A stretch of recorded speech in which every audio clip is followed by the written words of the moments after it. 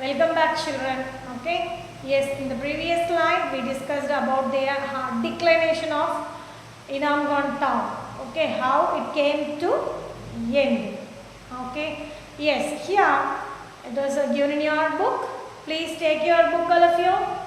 Page number 42.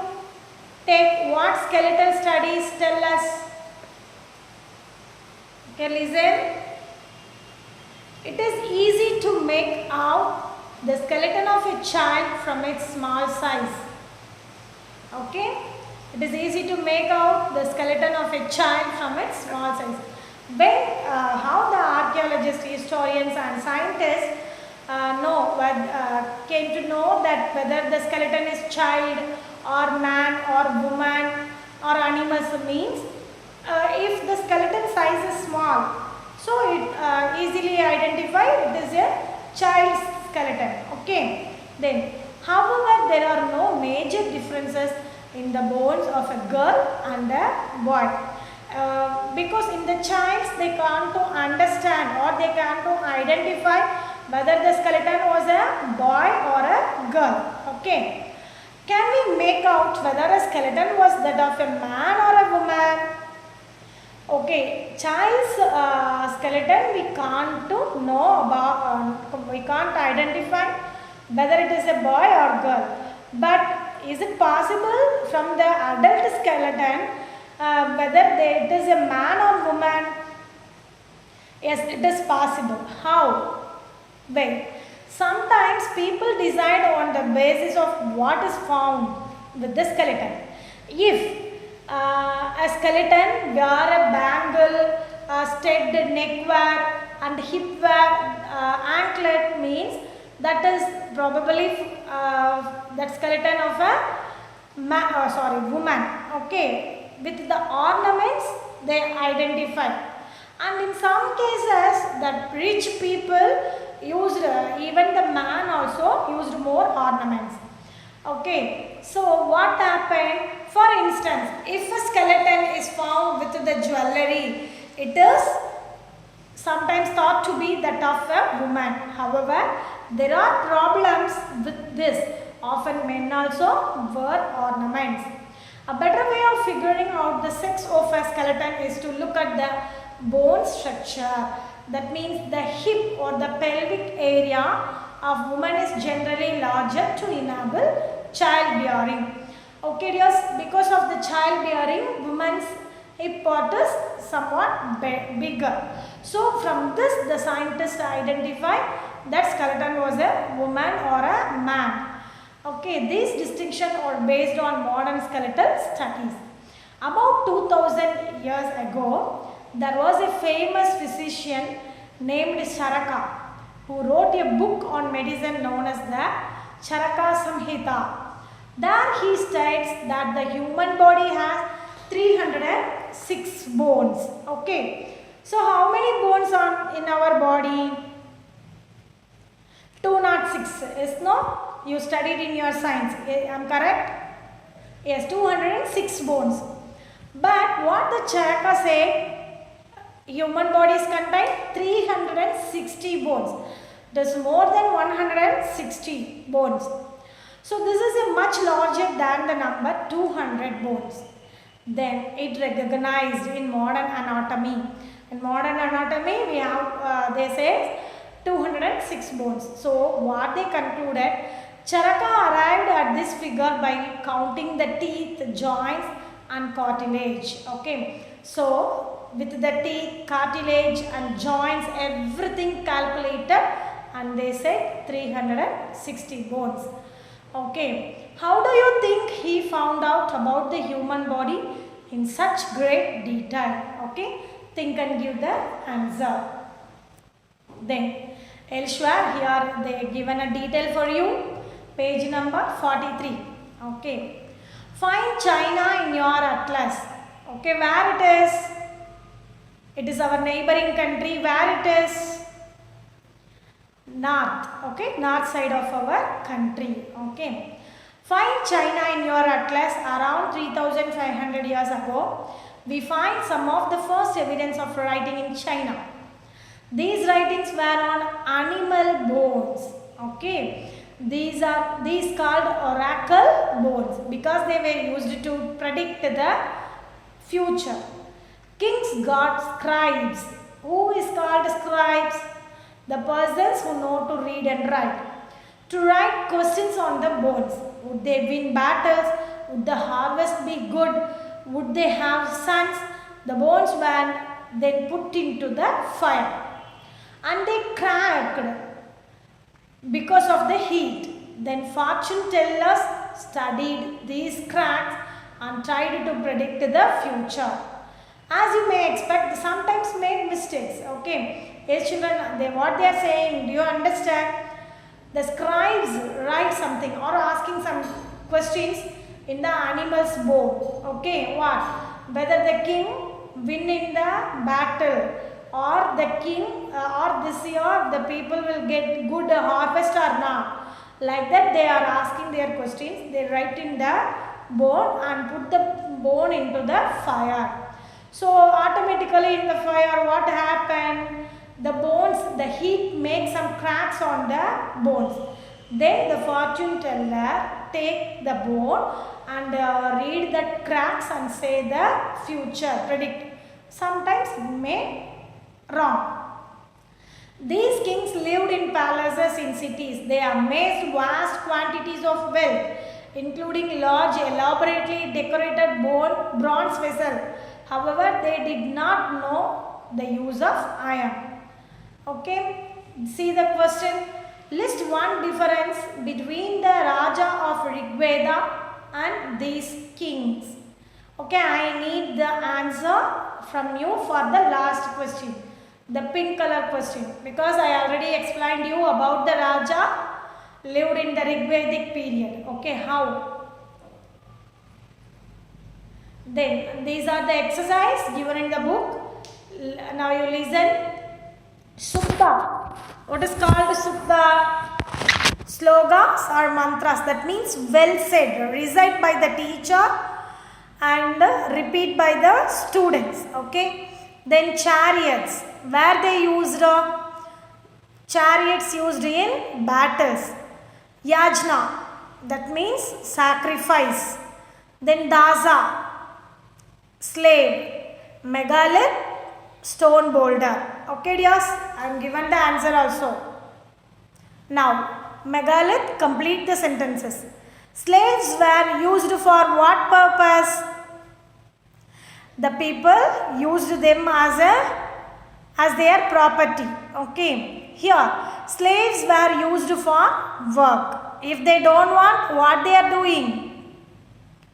They sell them, isn't it? Yes. Megaliths are found in South India and Northeast Pata and Kashmir. Okay. Stone circles or boulders on the surface were used to indicate the exact place of burial. Then, portholes were used for burying the other member of the same family at the same place. People at Inamgan ate wheat, barley, rice, pulses, millets, peas, sea-shape, etc. Okay. Next. In what ways the books we read today different from the Rigveda? The Rigveda in the Vedic Sanskrit. Okay, it is in the Sanskrit language. In that it is Vedic Sanskrit. Okay, the books we read today are written and printed. The Rigveda was recited. Recited means says orally and heard rather than read. Okay, just the students want to hear from their teacher. For many years, from generation to generation, the process continued. It was written down several centuries after it was first composed and printed less than 200 years ago. Okay? Yes. Then what kind of evidence from burials do archaeologists use to find out whether there were social differences amongst those who were buried? How they found the social differences? the things with the skeleton. Okay, listen. Sometimes archaeologists find a circle of stone boulders or a single large stone standing on the ground. These are the only indications that there are the burials beneath. All these burials have some common features. Generally, the dead were buried with distinctive paths, which are called black and red ware. Also found are tools and weapons of iron and sometimes skeleton of horses, horse equipments and ornaments of stone and gold. This also says about their social conditions. Then several kinds of evidences from burials to archaeologists used to find out that there were social differences amongst those who were buried underneath the megaliths. They think that objects found with the skeleton probably belonged to the dead person. Sometimes more objects were found in one grave than in another. For instance, in Brahmagiri, one skeleton was buried with 33 gold beads, 2 stone beads, 4 copper bangles and 1 conch shell. Other skeletons had only a few parts. Perhaps there were differences in status amongst the people who were buried. Perhaps some were rich, others poor, some chiefs, others followers. Okay children, the next. In what ways do you think that the life of a Raja was different from that of a Daza or Dazi? In the society, Raja was one of the highest civil position. Yes, no, the leader of the group.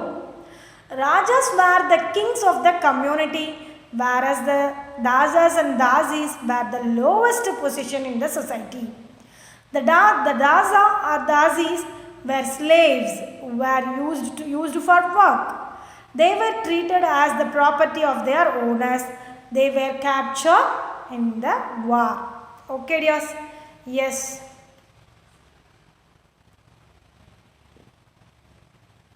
Okay, what are the things you learn from this, from the lesson? What books and burials tell us? One of the oldest books in the world, that is Rig Veda. Okay, from the Rig Veda we knew that what are the foods they used, they used, how they grew their crops, what are the animals they domesticated, and also they are worshipping gods, Agni, Indra, Varuna, these gods, how they worshipped. Yes, no? Yes. The Rig Veda have the hymns. Okay, it is written in the Sanskrit, that is Vedic Sanskrit. That all the hymns and Shubda means tells orally, fully in the dialogue way. Okay, then how historians study the Rig Veda? How they studied Kane? Some of the hymns from the dialogues part they came to know. Then cattle, horses and chariots. They did the battle. For what are the purpose they did the battle? Cattle, horses, that means animals, and also for the water and people. Words to describe people. What are the words they used to describe people? Vish and Jana. Okay. And also Dazas, Dazis, these words also they used to describe the people in this age. That means in early Vedic age.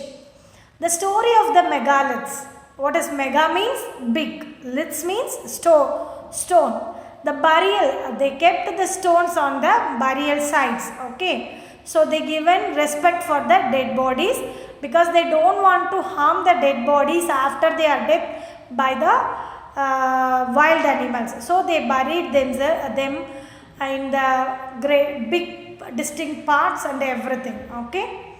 Then finding out about social differences. What is the social differences? Because in some may be leader and some may be followers, because with the leader skeletons we able to find lot of horse bone and the things, ornaments used for the horses, the things used for the horses, that also we will find with the skeleton of the chieftains. Okay, then and rich people means a lot of gold also they buried with the people, and normal people only few parts. Okay, then burial spots, how they identify, what you learn from the Enam-Gon. Okay, what type of houses they built, what type of food they used, and how it was declined, and customs, what customs they practiced, everything. Okay, so use this topics and you go through your textbook. Okay dears, yes, thank you children. Go through your book, read the textbook and write the question and answers in your CW. Okay dears, thank you, take care.